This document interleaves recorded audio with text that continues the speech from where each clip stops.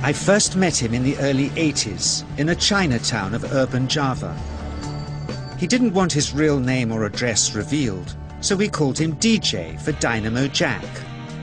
He was only a healer, he said, but he did direct a powerful energy generated from his own body into his patients. Sometimes he used the needles, sometimes just his hands.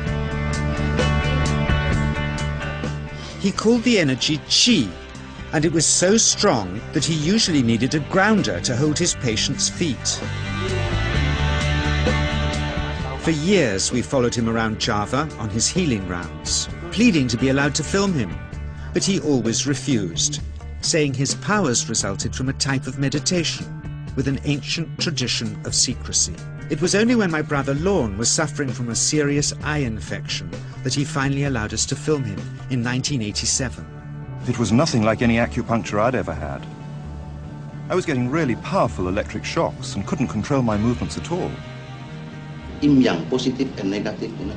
And my positive from here and my negative from here. And we meet together, this can get like electricity. And is this because you're special? You have a special sort of it's meditation every day. It's meditation that does it? Meditation every day. Like you can touch me, like this. It's nothing, okay? It's my burn. Just like this.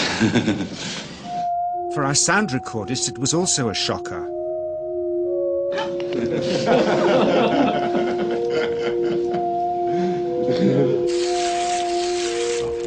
He then took our newspaper outside and showed us how Qi can also be used to set things on fire.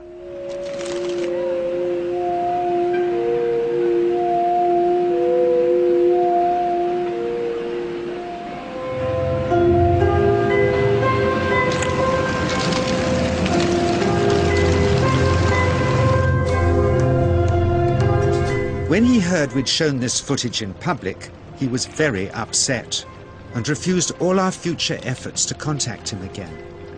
As the years passed, we sadly resigned ourselves to never seeing him again. My brother Lorne never did, for by 1997 he was already dead, when I again found myself with DJ, now treating me for an eye problem. But it wasn't this that brought me back. He had tracked me down out of the blue and invited me to tell me a story. He had just returned from 2 years on a deep meditational journey, alone in the heart of Borneo. Amongst his revelations, he had seen, he said, how history was moving on into great change, and the old wisdom was vanishing. So he'd called me back to film just enough of him to remind us that we all have undreamed of powers sleeping within us, and that there's nothing special about him except for his training in waking them. Grounding this patient, my cameraman Joe is having to use all his weight to keep contact. She is pushing him away. He seems able to control the amplitude of this Qi, like a dimmer switch, and it causes uncontrollable responses in the patients and their grounders. I can barely keep my hand on you. Fly off, the electricity is so strong. This mother unwittingly grounds her child. He won't sit still, so she's asked to hold him and grin and bear it. Sometimes, signs of this passing energy can be seen in the transmitter too. This Qi stuff is only the surface, he says, of the real adventure beneath, in the meditational technique.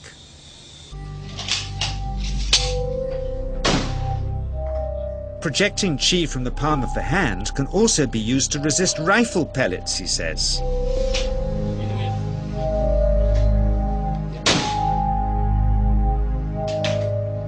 First, you learn to distinguish between yin and yang Qi in your body.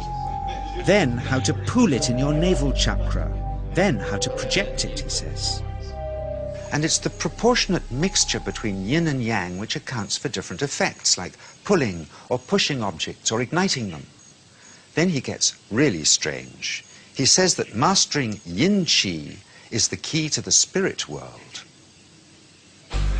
There's a long tradition of Indonesian krisis being possessed by spirits. So people bring him their krisis to see if they're duds. Here, he says, he doesn't manipulate matter by projecting mixtures of yin and yang qi.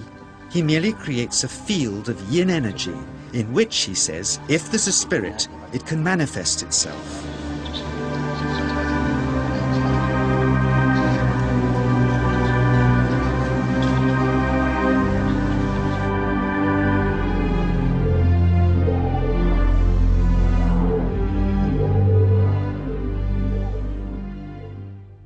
So I invited a small group of scientists back from the United States with measuring equipment to test if DJ was for real.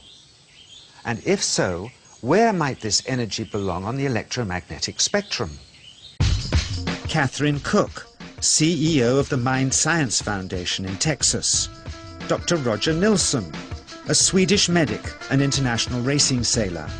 Dr. Greg Simpson, a physicist from New York's Albert Einstein University, and Andreas Polak, one of DJ's Australian students. The visitors are confident they'll uncover him as a fraud in no time. Greg is the first guinea pig, and he's uncomfortable about showing that he can feel anything at all.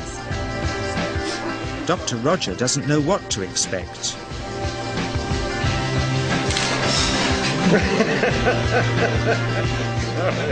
Out comes the metal detector, like the things they use in airports, to see if he has any concealed metal in his body.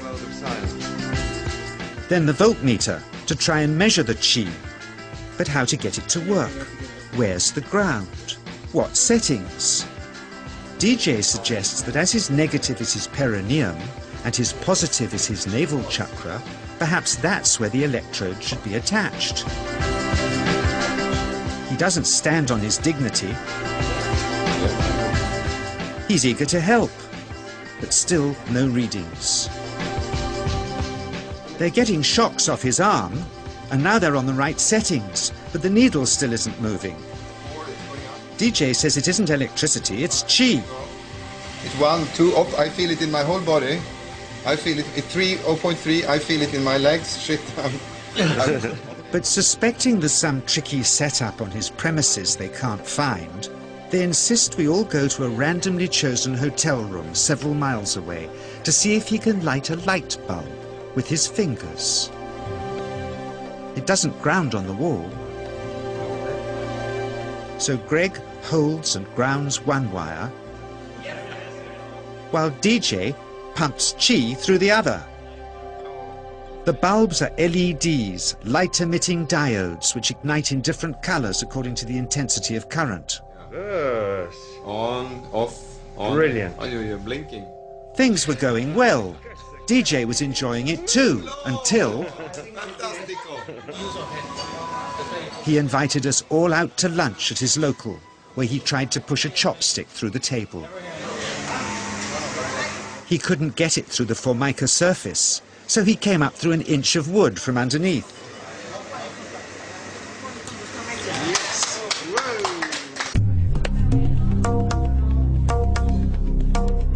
Not only did he draw his own blood, but a chopstick splinter had caught Alison here between the eyes, drawing more.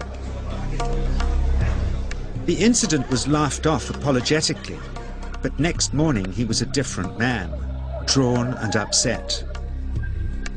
He said he'd been visited all night by his long-dead master, raging that he'd broken the strict taboos of his sect, never to show off in public and never to cause harm or draw blood.